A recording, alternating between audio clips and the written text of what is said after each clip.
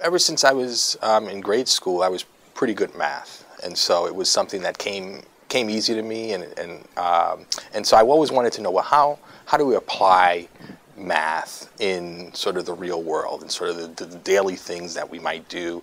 And in particular for me, I was always into games, so I always wanted to look at under the hood at how games were made. And so I remember as a kid, there used to be a magazine, a computer magazine called Byte magazine. I don't know, I don't think it's still out now, but they would have complete works of code laid out. And I didn't know anything. I couldn't understand all the code.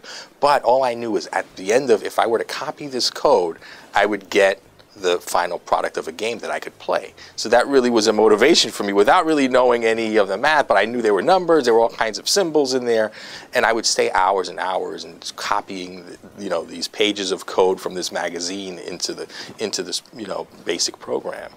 And then at the end of it, I would have a game that I could play. So that was really a cool concept. And eventually I learned about the mathematics that was, so I understood by just copying, in the beginning. And so ever since I was a kid, it was something that I've always been intrigued by in terms of, how math is linked to, especially computers and gaming. Pretty early on, I've always had this instinct. I couldn't pinpoint or prove it, but there's always been, and it's just not just me even, there's been a lot of talk in our field in terms of, look, there are kids playing and spending tons of hours on games. And we know that there's a lot of interesting problem solving and real logical thinking that goes on just in playing games. I've been sort of disappointed in a lot of the products that's come out. A lot of it has been sort of like drill and practice kind of work that's gone on to, it's basically putting sugar coating around, hard math or whatever, or school math, but not really integrating the two. Well. And so for me, that's been my goal, sort of taking what we know that students are really engaged and they can spend hours and hours upon trying to make it to the next level in these games and learning while they're at it. But we have not been, as educators, sort of an integral part of that process in terms of from the very beginning in designing solid, sound games that really help kids learn.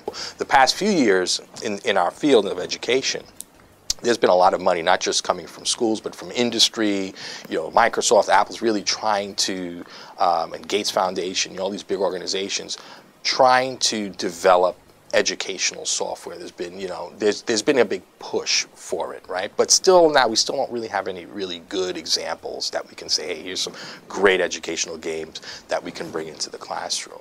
So for me, my focus is not really getting kids to play games. I know they're great at that. So my focus is in getting kids to make games. So the learning that comes behind that. So that's been the push, and a lot of researchers now are moving in that direction. So we've sort of done tons of research around playing games. So now we're moving in the direction of, well, what does it look like when kids create and make? And so moving them from producers, from consumers to producers of the technology. We recently, for the last 4 years, I've been working on a proposal to the National Science Foundation to basically create a curriculum, a game-based curriculum that's culturally relevant. So the idea is we want to provide schools with some curriculum guidance on how to get kids to make games that are meaningful to them.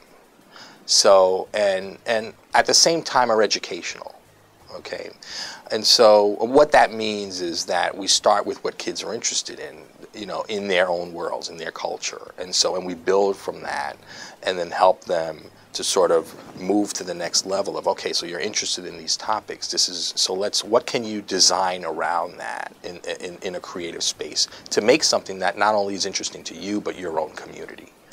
And the additional piece is, oh, by the way, it's got to be fun. It's got to be a game. But they're good at that. They live in the game world. I mean, they know this stuff. And so that part of it is not difficult. The difficult part for them is finding issues that they find meaningful to them in their own communities and sort of bridging that and making something around that piece. So the first one that we developed was a game called Circuit Math.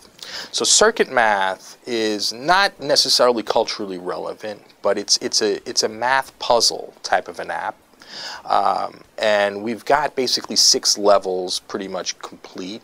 And then another 6 levels that we're working on in addition and subtraction. So the math is very simple, but once you get into it, it's a puzzle. And as you know, puzzles are not easy. And so the amount of math that's required is not high-level math. So we're talking maybe first, second grade, third grade tops in terms of the math that's required. However, the type of logical thinking that's involved in solving the puzzle side of it, I mean, it runs the gamut to, you know, adults. So once you get into it, it could be a little bit addictive because it's, you know, you want to solve the puzzle, obviously, but there's a math component embedded. There have been several teachers that have downloaded this app for the suite of iPads that they have in their classrooms. And so basically in a math classroom, you know, you might pull out your apps to sort of help learn either the math topic or the logical thinking that you want kids to learn out of the app. So the app is tied to the Common Core standards. The other app that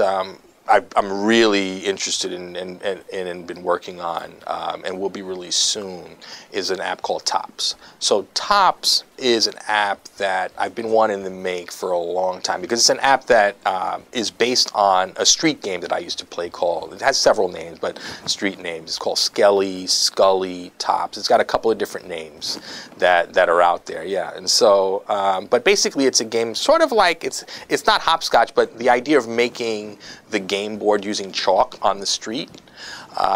So you have to make the game board first, and then you know, as a player, you take a bottle top and you fill it in. What we used to do as kids, we used to fill it in with wax or tar, or black tar. So boys generally would take the black tar, melt it, and put it in it and give it some weight, because the more weight you have on it, you can sort of knock other people off the board. Girls would take crayons and be very colorful, you know, different colors, make rainbow colors, all kinds, and melt it in there. And so it would be a game that night. It would be both boys and girls. So it's, you know, playing. It would be a game we play in the middle of the street. You know, it'd be, you know, because it's a large board, and so the object is for you to get your top to the number 13. So you move through the board. Each box has a number in it from 1 to 13. So I took that concept and wanted to make a digital-based version of that. However, also making it educational. So it is a math app, also catered to elementary school students. It's going to be out hopefully within the next 2 or 3 weeks. So we'll have a decent version of it that people can play around with. When kids are making apps, it's amazing because it's to me a comfort zone for them. I mean, obviously they don't know about the programming, the coding that's involved, but the great thing about it is that there are tools available now that kids can make apps without really knowing a lot of coding. So, but what you see in them is a sense of ownership. They already know the technology, they know what they want, and so it's a matter of sort of helping them get there.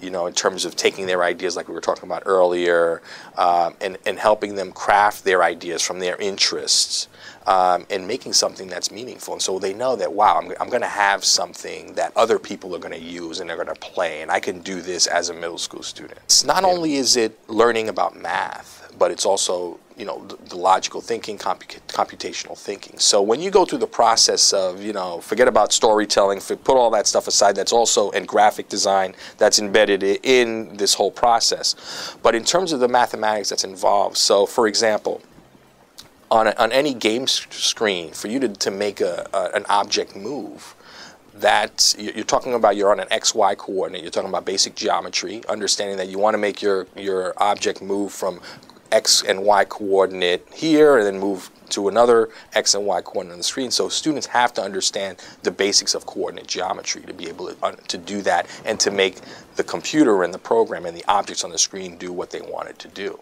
You know, so we talk about basic things like that. We get into physics concepts as well in terms of ball bouncing on the screen. I mean, that's all. There's tons of physics, density, friction, velocity. I mean, everything in games has to do with science, but also how math is applied to that science. So, and you know, they're learning that, and they don't have a problem with learning that because they have an end goal in mind. So before they even get into that, right? So because the design process is very visual, so they know, I want this ball or this character to move from here to there, and so, oh well, how do I do that? And so now they're motivated to learn some of the math that's behind this programming to be able to make their game function.